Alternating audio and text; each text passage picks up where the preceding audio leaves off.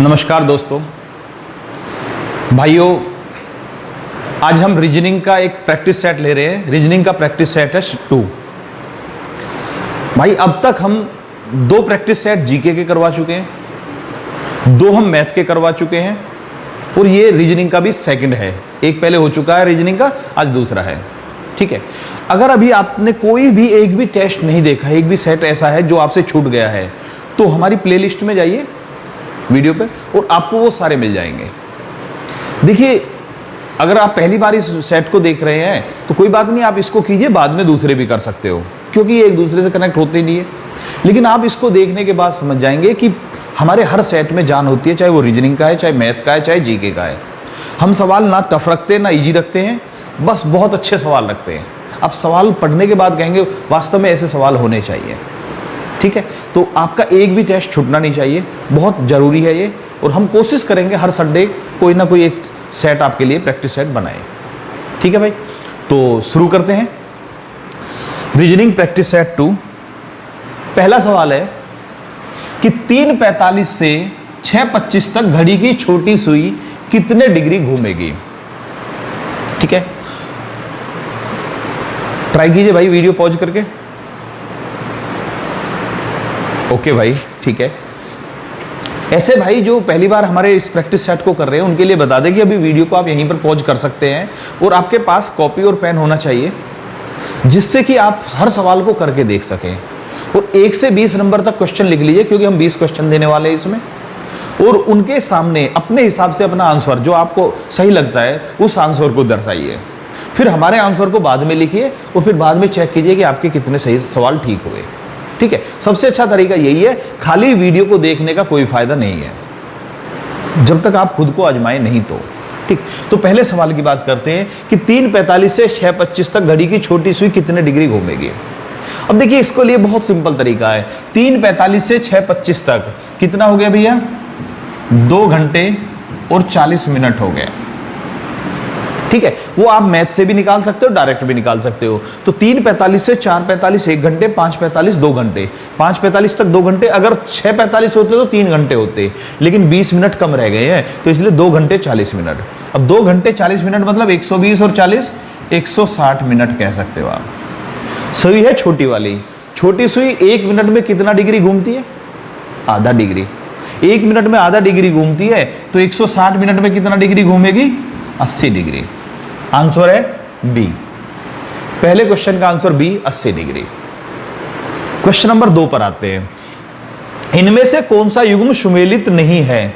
कौन सा ऐसा जो सुमेलित नहीं है? 4 8, 6 36, 8 64, 12 216। ट्राई कीजिए भाई। ओके, मुझे उम्मीद है आपने सही कर लिया होगा। तो देख लेते हैं, इसका भी आंसर है बी, 6 36। देखिए, अगर बहुत सारे भाई देखेंगे तो इसमें ये इसका वर्ग दिख रहा है, ये इसका वर्ग दिख रहा है, लेकिन ये भी वर्ग नहीं है, ये भी वर्ग नहीं है। ठीक है, तो अब ऐसी स्थिति में आप बहुत सारे कंफ्यूज हो जाएंगे यार, क्योंकि उनका दिमाग तो वर्ग पर सेट हो चुका है।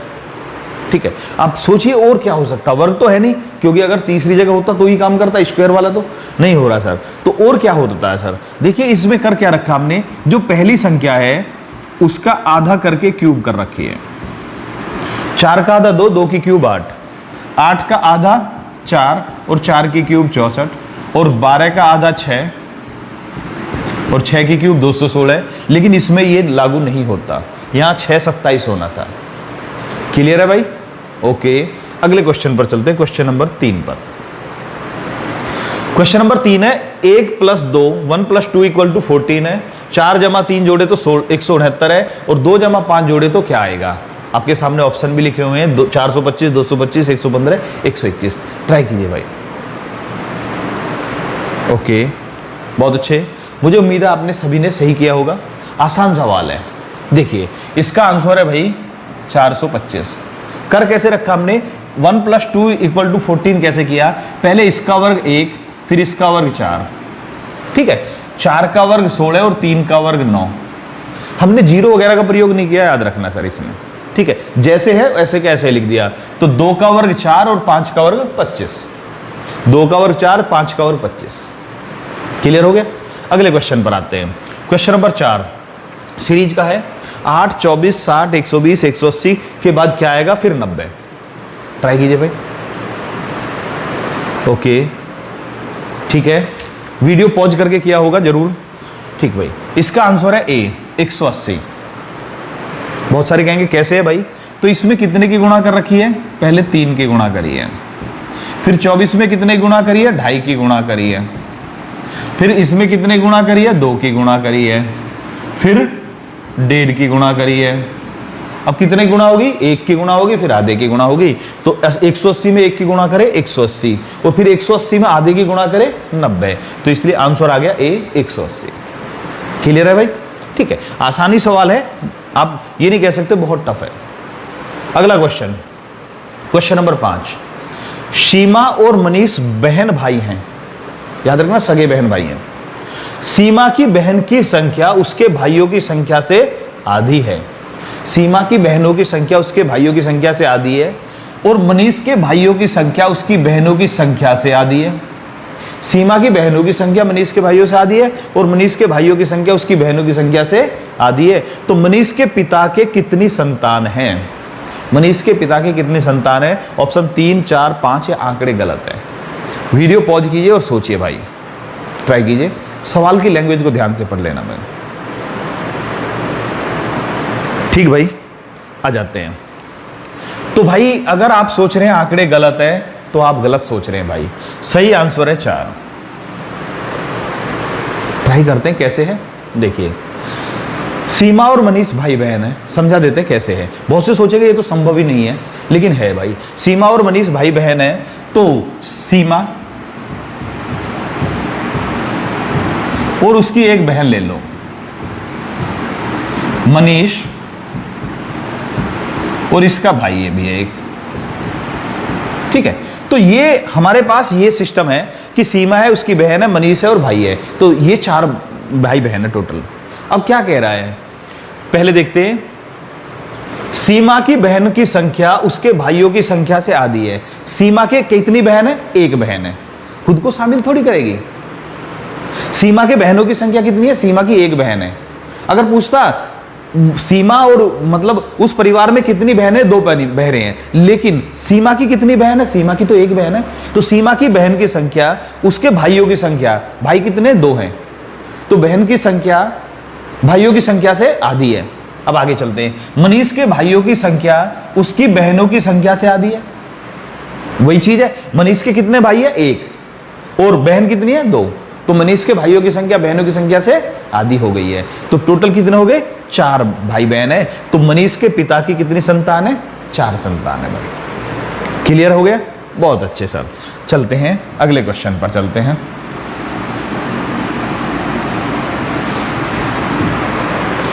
आपको 5वां क्वेश्चन कैसा लगा ये जरूर बताएंगे सर। ठीक है, मुझे लगता है कि आपको पसंद आया होगा। हमारी कोशिश रहती है ऐसे सवाल लाने की जो आपको पसंद आए, लॉजिकल हो। ठीक है, आ जाते हैं। यदि उत्तर पश्चिम बराबर 1, पश्चिम बराबर 2, दक्षिण बराबर 4, तो उत्तर बराबर क्या? 8, 6, 5 या 3? ट्राई कीजिए भाई, वीडियो पॉज कीजिए और कीजिए। ओके भाई, बहुत अच्छे। आ जाते हैं। देखिए ये क्या कहना चाह रहा है, हम 4 दिशाएं बड़ी होती हैं और 4 छोटी दिशाएं होती हैं। ये तो जानते हैं आप, नॉर्थ, ईस्ट, वेस्ट और साउथ। ये कह रहा है यदि उत्तर पश्चिम 1 है, यहाँ पर 1 है, पश्चिम में 2 है, यहाँ पर 2 है, दक्षिण में 4 है। इसका मतलब क्या चल रहा है? 1, 2, 3, 4, 5, 6, 7, 8। तो उत्तर में क्या होगा? 8 होगा। ठीक है, इसका मतलब जो काउंटिंग चल रही है वो एंटी क्लॉकवाइज चल रही है। इसको 1 बताया, इसको 2 बताया, इसको 4 बताया। तो 1, 2, 3, 4, 5, 6, 7, 8। नॉर्थ बराबर 8। क्लियर है? बहुत आसान सवाल था भाई, लेकिन अच्छा सवाल था। अगले सवालों पर आते हैं। 7वां और 8 के लिए इन दिए गए शब्दों पर आधारित है। 5 शब्द दे रखे, काऊ है, आउल है, फिट है, एंड है और शाई है। ये कह रहा है यदि प्रत्येक शब्द के अक्षरों को वर्णमाला क्रम अल्फाबेटिकल ऑर्डर में लगाएं, प्रत्येक शब्द के जो अल्फाबेट है उनको अल्फाबेटिकल ऑर्डर में लगाएं, तो कितने शब्द स्वर या वोवेल से प्रारंभ होंगे? ट्राई कीजिए भाई। ठीक है भाई, बहुत अच्छे। आ जाते हैं। देखिए हमें प्रत्येक शब्द के अक्षरों को वर्णमाला क्रम में लगाना है। तो सोचकर देखिए, इसमें वर्णमाला क्रम में सबसे पहले क्या आता है? सी। सी और डब्ल्यू में सी तो सबसे पहले आता है। इन तीनों में ओ, डब्ल्यू और एल में पहले क्या आएगा? एल आएगा। ये एल से शुरू होगा। इसमें क्या आएगा? एफ ही आएगा, क्योंकि आई 9 पर है, टी 20 पर है। और इनमें क्या आएगा? डी आएगा। और इसमें क्या आएगा? एच आएगा। यानी कि ये सी से शुरू होगा, ये एल से, ये एफ से, ये डी से, ये एच से। तो क्या इनमें से कोई सा ऐसा है जो वोवेल से शुरू हो रहा है? नहीं हो रहा। तो आंसर क्या हो गया? 0। पूरा शब्द बनाने की जरूरत नहीं है, सिर्फ पहले पर ध्यान देना है और ये लिखने की जरूरत नहीं पड़ेगी, बस ऐसे ही काउंटिंग हो जाएगी दिमाग में। अगले सवाल पर आते हैं। यदि प्रत्येक शब्द को पलट दिया जाए तो इनमें से कौन सा शब्द वर्णमाला में चौथा होगा? ये जो 4-5 शब्द दे रखे हैं, इनमें से प्रत्येक शब्द को अगर पलट दें, प्रत्येक शब्द को पलट दिया जाए तो इनमें से कौन सा शब्द वर्णमाला में चौथा यानी फोर्थ होगा? काऊ, आउल, एंड या शाई? ट्राई कीजिए भाई। ओके, ठीक है, ये भी बहुत आसान है। पलट रहे हैं, पलटने का मतलब क्या होता है? जो लास्ट वाला अक्षर है वो शुरू में आ जाएगा। तो इसमें सबसे शुरू में आएगा डब्ल्यू, इसमें एल, इसमें टी, डी और वाई। ये सोचना है और पूरे को भूल जाइए। अगर पूरे को देखेंगे, दोबारा लिखेंगे, फिर रीअरेंज करेंगे, बहुत टाइम लगेगा। ठीक है, तो आप सिर्फ लास्ट पर कर दिए, क्योंकि पलटने का मतलब जो लास्ट है वो शुरू में आ जाएगा। ठीक है, पलट दें तो इनमें से कौन सा शब्द वर्णमाला में, फिर इनको अल्फाबेटिकल ऑर्डर में लगाएं, शब्दों को यानी डिक्शनरी ऑर्डर में लगाएं। तो सबसे पहले क्या आएगा भाई? इनमें डब्ल्यू, एल, टी, डी और वाई में ये फर्स्ट हो जाएगा। ठीक है, इसके बाद ये आएगा सेकंड, ये 1 हो गया, ये 2 हो गया। अब टी आएगा थर्ड, डब्ल्यू फोर्थ, वाई 5। ठीक है, तो कौन सा पूछ रहा? चौथा। चौथा है मतलब काऊ। आंसर ए, दोनों का आंसर ए है। ठीक है भाई, अगले क्वेश्चन पर चलते हैं। क्वेश्चन नंबर 9, इन बराबर बैट, लाइफ बराबर मैन, तो नो बराबर क्या? वीडियो पॉज कीजिए, बहुत अच्छा सवाल है, ट्राई कीजिए। ओके, बहुत सारे भाई सोच रहे होंगे शायद कुछ भाई ने गलत कर दिया है। गलत नहीं हुआ भाई, ट्राई करते हैं। देखिए, इन बराबर बैट कैसे हुआ? आई बराबर 9 है, एन बराबर 14 है, कितना हो गया? 23। बी बराबर 2 है, ए बराबर 1 है, टी बराबर 20 है। तो ये भी 23, ये भी 23 बराबर है। ऐसा मत देखिए यहां 2 है, यहां 3 है। ये इसके टोटल 23 है, इसका टोटल 23 है। अगले पर चलते हैं। ठीक, लाइफ, अगर लाइफ की बात करें तो 12, एल बराबर 12, आई बराबर 9, एफ बराबर 6, ई बराबर 5। कितना हो गया भाई? 32। ये टोटल 32 है, ये 13, 5 18 और 14 32। ये भी 32, ये भी 32, दोनों बराबर है। तो 9 बराबर क्या आ रहा है सर? आ जाते हैं। एन बराबर कितना होता है? 14। ओ बराबर 15, कितना हो गया? 29। तो हमें 29 करना है। ठीक है, 14 और 15 मिलाकर 29 बैठ रहा है। तो अब हमें 29 करना है। इनमें से किसका टोटल 29 है? 12, 1 और 2 जोड़े तो कितना हो गया? 15। नहीं हो सकता। ओ डब्ल्यू एल 15, 23, 15 और 23 जोड़ेंगे तो 38 और 12 50, नहीं हो सकता। 19, 20 और 25 45, नहीं हो सकता। तो यही होगा, ट्राई कर लेते हैं। 8, 5, 12, 4, 12, 4 16, 5 21 और 8 29। Answer D. ठीक है भाई, कोई डाउट नहीं, आसान ही था लेकिन बहुत अच्छा सवाल था। अगले क्वेश्चन पर आते हैं। एक लड़की की तस्वीर की ओर इशारा करते हुए अरुण ने कहा कि वह मेरी मां के पति की पोती है।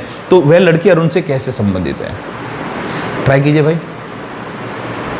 ओके, अरुण कह रहा है लड़की के लिए कि वह मेरी मां के पति, मां के पति कौन होते हैं? पिता।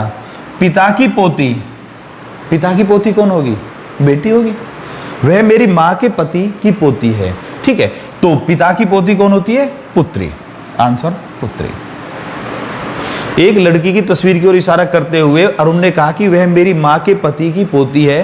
तो वह लड़की अरुण से कैसे संबंधित है? पुत्री हो गई भाई, क्लियर हो गया। भतीजी भी हो सकती थी लेकिन ऑप्शन में नहीं है वो। ओके, चलते हैं आगे।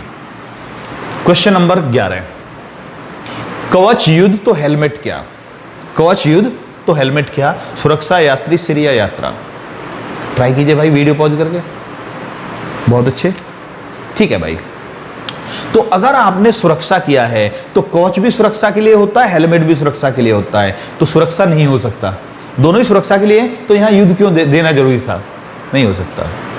कवच युद्ध, हेलमेट यात्री। अगर आप यात्री लेते हैं तो यहां पर क्या होता, ये यात्री तब आ सकता था जब यहां सैनिक होता। कवच सैनिक धारण करते हैं तो हेलमेट यात्री पहनता है, तभी तो हो सकता था। यानी यहां यात्री नहीं हो सकता। कवच युद्ध, हेलमेट सिर नहीं हो सकता। क्यों नहीं हो सकता? कि कवच हमारे छाती को बचाता है। जनरली आपने युद्ध वगैरह में देखा होगा, छाती पर कवच धारण किया जाता था, हेलमेट सिर पर धारण करते, तो यहां छाती होती तो यहां सिर चलता। तो यात्रा, कवच युद्ध में सहायता करता है, हेलमेट यात्रा में सुरक्षा करता है। कवच जो युद्ध में सुरक्षा देता है और हेलमेट यात्रा में सुरक्षा देता है। समझ में आ गया? सिर्फ ये मत रटो कि आंसर क्या है, रीजनिंग में रटिए, समझिए कि आंसर क्यों है। वाट नहीं, वाई। वाट को नहीं सोचिए, वाई को सोचिए कि आंसर क्यों है। अगर आप क्यों पर अड़ गए तो समझो बेड़ा पार है। रीजनिंग में 25 है तो 25, 50 है तो 50, जितने भी सवाल आएंगे आपके सारे सही होंगे, लेकिन क्यों के पीछे पड़ जाइए। ओके, ठीक है। क्वेश्चन नंबर 12, 24 मीटर लंबी रस्सी को बराबर लंबाई के टुकड़ों में काटने के लिए 3 बार कैंची चलानी पड़ती है। तो 240 मीटर लंबी रस्सी को उतनी ही लंबाई, याद रखना, पहले जितने लंबाई के थे उतनी ही लंबाई के टुकड़ों में काटने के लिए कितनी बार कैंची चलानी पड़ेगी? ऑप्शन है 29, 30, 39 या इनमें से कोई नहीं। ट्राई कीजिए भाई। ओके, ठीक है, वीडियो पॉज करके करना, बहुत अच्छा सवाल है। ठीक है भाई, आ जाते हैं। अगर आपने 29 किया है गलत हो, आपने 30 किया तो भी गलत हो, सही आंसर 39 है। लेकिन क्यों है वो देखते हैं सर। देखिए सर, रस्सी वाले और कैंची वाले सवाल में एक चीज ध्यान रखना, अगर एक रस्सी है, इस पर अगर हम एक बार कैंची चलाएंगे इसके 2 टुकड़े होंगे, अगर हम 2 बार कैंची चलाएंगे तो इसके 3 टुकड़े हो जाएंगे। यानी जितनी बार कैंची चला रहे टुकड़ा एक फालतू हो रहा है। ठीक है, अब आ जाते हैं, बस सिंपल सा ये रखना। देखिए सर, 24 मीटर लंबी रस्सी को बराबर लंबाई के टुकड़ों में काटने के लिए 3 बार कैंची चलानी पड़ रही है। अब जब 3 बार कैंची चलाई है तो टुकड़े हुए 4। 24 मीटर कैंची है 3 बार, टुकड़े कितने हुए? 4। हम टुकड़े की बात कर रहे हैं। ठीक है, तो 240 मीटर लंबी रस्सी है, उसमें कितने टुकड़े बनेंगे समान लंबाई के? देखिए 24 में 4 टुकड़े बने 6-6 मीटर के, तो 6-6 मीटर के यहां 40 टुकड़े बनेंगे। पक्का है भाई? 24 मीटर में 4 टुकड़े बने उतनी लंबाई के, तो 240 में 40 बनेंगे उतनी ही लंबाई के। 10 गुनी रस्सी है तो 10 गुनी टुकड़े होंगे, और 40 टुकड़ों में काटने के लिए एक कम बार कैंची चलानी पड़ेगी। आंसर है 39। ठीक है भाई, कोई डाउट तो नहीं? अगले क्वेश्चन पर आते हैं। Question number 13। क्वेश्चन नंबर 13 में WOLEB बराबर EVOBA, EURT बराबर ESLAF, तो आपको बताना TSAE क्या है। वीडियो पॉज कीजिए और कीजिए भाई। ठीक भाई, बहुत अच्छे, सही आंसर है डी। क्यों है वो देखते हैं। इसको उल्टा पढ़िए, ये बन रहा बिलो, BELOW, बिलो। इसको उल्टा पढ़िए अबोव, बिलो का उल्टा अबोव। ठीक है, यानी अपोजिट है, एंटोनिम्स है। ये है ट्रू, ये है फॉल्स। तो बिलो का अबोव, ट्रू का फॉल्स। तो ये क्या बन रहा? ईस्ट। ईस्ट का क्या हो जाएगा? वेस्ट। ईस्ट का वेस्ट। क्लियर भाई? Answer D. किसी पंक्ति में राहुल आगे से 22वां और सुमित पीछे से 19वां है। यदि वे दोनों आपस में स्थान बदल ले, यानी राहुल की जगह सुमित और सुमित की जगह राहुल आ जाए, तो राहुल आगे से 15वां हो जाता, तो पंक्ति में कुल कितने व्यक्ति हैं? ट्राई कीजिए भाई। ओके, बहुत अच्छे। तो आ जाते हैं भाई, ऐसे सवाल के लिए राहुल और सुमित हैं, तो किसी पंक्ति में राहुल आगे से 22वां है और सुमित पीछे से 19वां है। ठीक है, यदि वे दोनों आपस में स्थान बदल ले, पहले सवाल दोनों का नंबर लिख लेना चाहिए भाई, दोनों का फर्स्ट। फिर ये कह रहा है यदि स्थान बदल ले तो राहुल आगे से 15वां हो जाता है। कौन हो जाता है? राहुल हो जाता 15वां। ठीक है, अब पूछ रहा पंक्ति में कुल कितने व्यक्ति हैं। दोनों का लिखा पहले, फिर जिसका बदलने के बाद जिसका दे रखा उसको लिख लीजिए। अब पूछ रहा कुल व्यक्ति कितने हैं, तो बहुत सिंपल तरीका है, जिस व्यक्ति का एक स्थान दे रखा उसको ले लीजिए, और जिसके 2 हैं उसके नए वाले को लेना। हो सकता है वो घटे, हो सकता है बढ़े, नए वाले को लेना। इसको 15 ले लिया हमने। ऐसे जोड़कर एक कम कर देते हैं, तो 34 में से एक कम 33। ठीक है भाई, इन दोनों को जोड़िए, एक कम कर दीजिए, आंसर आ गया 33। अभी ये चैप्टर हमने पढ़ाया नहीं है, इसको बहुत डीपली पढ़ाएंगे आपको, ठीक है, लेकिन ऐसे ही किया जाता है बहुत आसान से। बहुत अच्छे अच्छे सवाल भी हैं इस चैप्टर में, वो भी आएंगे आपके सामने धीरे धीरे। अगले क्वेश्चन पर चलते हैं, क्वेश्चन नंबर 15। अगर कोई सवाल समझ में नहीं आ रहा तो वीडियो को दोबारा देखिए, उसी सवाल पर वीडियो को थोड़ा सा बैक कीजिए, रिवर्स कीजिए और उसके बाद दोबारा से उस सवाल को देखिए, समझ में आ जाएगा।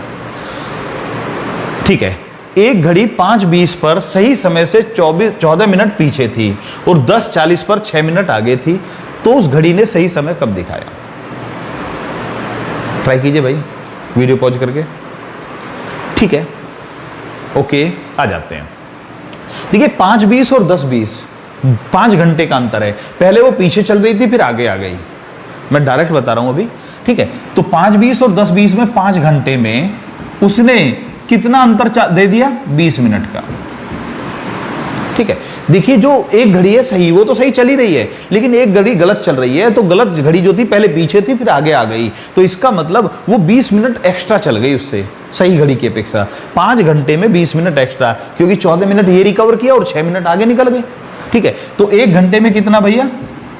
4 मिनट। एक घंटे में 4 मिनट वो आगे आ रही है, फास्ट हो रही है। तो अब आ जाते हैं 5:20 पर 14 मिनट, तो एक घंटे में 4 मिनट, तो 3 घंटे में कितना भैया? 12 मिनट। और 14 मिनट के लिए कितना चाहिए? आधा घंटा और चाहिए, 3.5 घंटे। तो 5:20 से 3.5 घंटे बाद देख लो। 5:20 से 8:20 तक क्या हो गया? 3 घंटे हो गए, 12 मिनट रिकवरी होगी, लेकिन 2 मिनट पीछे रहेगी। और आधा घंटा और लेंगे तो 2 मिनट और आगे आ जाएगी। तो 8:20 के बाद आधा घंटा बाद 8:50 आंसर। ठीक है भाई, देखिए मैं टेस्ट पेपर के दौरान ज्यादा डीप नहीं बता सकता, क्योंकि जब ये इस टाइप के चैप्टर शुरू होंगे तो आपको बिल्कुल हर चीज समझ में आ जाएगी, बाकायदा पूरा डिटेल में, एक एक मिनट पर दिखाएंगे हम आपको।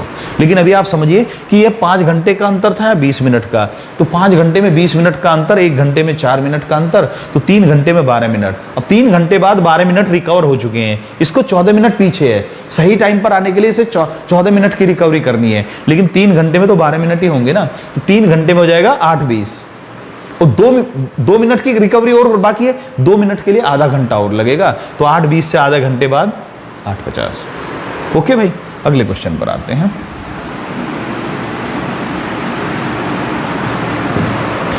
यदि 5 को 30 कहे, 9 को 90 कहे, 15 को 240 कहे, तो 12 किसे कहेंगे? ऑप्शन 144, 156, 4 या 3।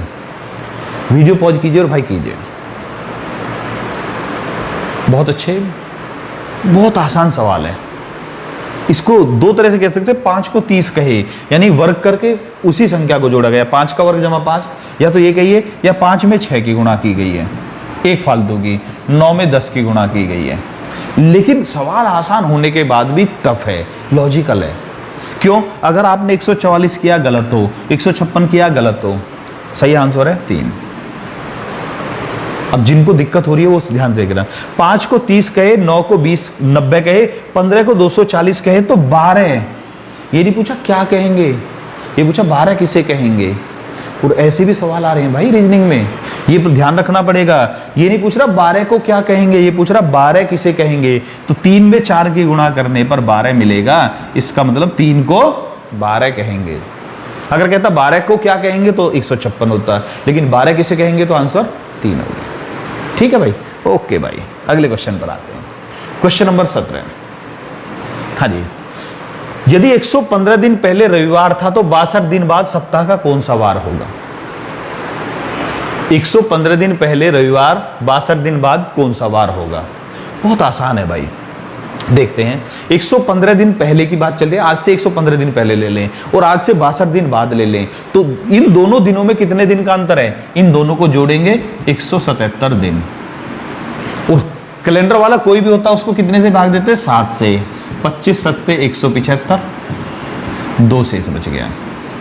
ठीक है, और हम 7 से भाग देने के बाद जो शेष बचता उसी पर ध्यान देते हैं। तो 2 शेष है, तो 2 दिन आगे चलेंगे, क्योंकि पुराना दे रखा है और आगे का पूछ रहा है, तो 2 दिन आगे चलेंगे तो मंगलवार आंसर। ठीक है भाई, क्लियर हो गया? अगले क्वेश्चन पर आते हैं। Question number 18।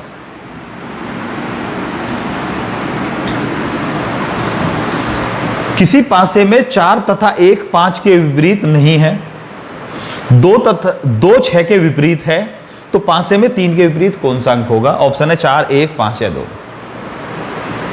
ठीक है भाई, ओके। मुझे उम्मीद है आपने कर लिया होगा, आसान सवाल है। किसी पासे में 4 और 1 5 के विपरीत नहीं है तथा 2 6 के विपरीत है, यानी कि 2 और 6 तो एक दूसरे के विपरीत हैं। 2 के विपरीत 6 है, इनको तो भूल ही जाओ। तो ये 3 के विपरीत 2 तो हो नहीं सकता, 6 भी नहीं हो सकता था, बच गए ये। तो 5 में 3 के विपरीत कौन सा अंक होगा? अब देखिए 5 के विपरीत, सोचिए उल्टा, इधर मत देखिए, इधर देखिए। 5 के विपरीत 2 और 6 नहीं हो सकते, 4 और 1 नहीं है, तो 5 के विपरीत कौन है? 3 है, क्योंकि 2 और 6 तो एक दूसरे के विपरीत हो गए, ये तो अलग बन गया। अब हम 5 के विपरीत सोच रहे हैं। ये कह रहा किसी पासे में 4 और 1 5 के विपरीत नहीं है, तो 5 के विपरीत ना तो 4 है ना 1 है, ना ही 2 है ना 6 है, तो बच क्या गया? 3। तो 5 के विपरीत है 3। पूछा 3 के विपरीत क्या है? आंसर आ गया 5। ठीक है, ओके भाई। लास्ट 2 सवाल और देखते हैं। Question number 19। एक व्यक्ति के पास 500 रुपए, 100 रुपए, 50 रुपए और 10 रुपए के 4 नोट हैं। वह इनके प्रयोग से अलग अलग कितने प्रकार के धन का भुगतान कर सकता है? वीडियो पॉज कीजिए और कीजिए भाई। ऑप्शन 8, 12, 15, 18। ठीक है भाई, 500, 100, 50 और 10 रुपए के नोट है, तो इनके प्रयोग से वो आंसर है 15 तरह के धन का भुगतान कर सकता है, सिर्फ इन्हीं के प्रयोग से। ठीक है, अब आप कैसे कहेंगे जी? 10 रुपए दे सकता है, 50 दे सकता है, 100 दे सकता है, 500 दे सकता है, लेकिन ऐसे भी तो हो सकता है 10 और 50 मिलकर 60 दे दे, 10 और 100 मिलकर 110 दे दे, 500 और 10 का नोट दे तो 510 दे दे। इस तरह का कॉम्बिनेशन बनाकर देख लीजिए, आंसर आ गया 15। ठीक है, ओके, अगले इस पर चलते हैं। यदि अंग्रेजी वर्णमाला को लगातार 2 बार लिखे तो दाएं से 21वें के बाएं 12वां अक्षर कौन सा होगा? दाएं से, दाएं यानी राइट से लेफ्ट, 12वां अक्षर कौन सा होगा? GIR या T? ट्राई कीजिए भाई वीडियो पॉज करके। ओके भाई, आ जाते हैं। ऐसे सवाल में इसने जो शुरू में कहा उसको लिख लेना चाहिए। अंग्रेजी वर्णमाला को लगातार 2 बार लिखें, यानी ABYZ, ABYZ। ठीक है, ऐसे लिखना है। यदि अंग्रेजी वर्णमाला को लगातार 2 बार लिखे तो दाएं से 21वें के बाएं 12वां, तो दायां और बायां जब होता तो उनको जोड़ा जाता भाई। दोनों लेफ्ट है घटाएंगे, दोनों राइट है घटाएंगे, एक लेफ्ट एक राइट है जोड़ेंगे, तो दायां और बायां 33 हो गए। इसमें 33वां बताना आपको। ठीक है, दायां और बायां जोड़कर 33वां। लेकिन इसमें एक चीज और ध्यान रखनी है, अब 33वां इधर से गिने या इधर से गिने, उसके लिए याद रखना जिस हाथ को पहले बोला उसने दाएं से, दायां पहले तो दाएं से गिनेंगे, बायां पहले तो बाएं से गिनेंगे। दाएं हाथ को बोला है तो हमारा दाहिना हाथ इधर है, इधर से 33वां बताना है हमें। ठीक है, अब इधर से 33वां बताएं तो यहां तक कितने हो गए? 26 हो गए। कितने और चाहिए? 7 और चाहिए। तो जेड की तरफ से 7वें पर क्या होता है? आंसर आ गया T। ठीक है भाई, कोई डाउट तो नहीं? मुझे उम्मीद है आपने ज्यादा से ज्यादा सही सवालों के आंसर दिए होंगे और ईमानदारी से करके देखा होगा। आपको वीडियो कैसी लग रही है, टेस्ट पेपर कैसा लगा, कमेंट जरूर करें। और इस पेपर में सबसे अच्छा सवाल कौन सा लगा, क्योंकि आप ये कमेंट नहीं करते कि सबसे अच्छा सवाल कौन सा है। ठीक है, अब आपसे ये भी नहीं कहूंगा मैं कि आप लाइक कीजिए, लेकिन कमेंट तो करिए। बहुत बार कहा मैंने कि लाइक कीजिए, लिखता भी हूं, लेकिन वो आपकी इच्छा, आपको पसंद नहीं आ रही मत कीजिए। पसंद नहीं आ रही डिसलाइक कर दीजिए, वो आप चाहे तो कर सकते, लेकिन इतना तो करिए कि अगर आपको कोई सवाल अच्छा लगा तो उसको लिखिए। अगर 20 सवाल में आपको एक भी सवाल अच्छा नहीं लगा तो ईमानदारी से लिखिए कि हमें जी एक भी सवाल पसंद नहीं आया। ठीक है भाई, आज की वीडियो में भाई इतना ही। अगली वीडियो में आपसे फिर मिलते हैं। जय हिंद भाइयों।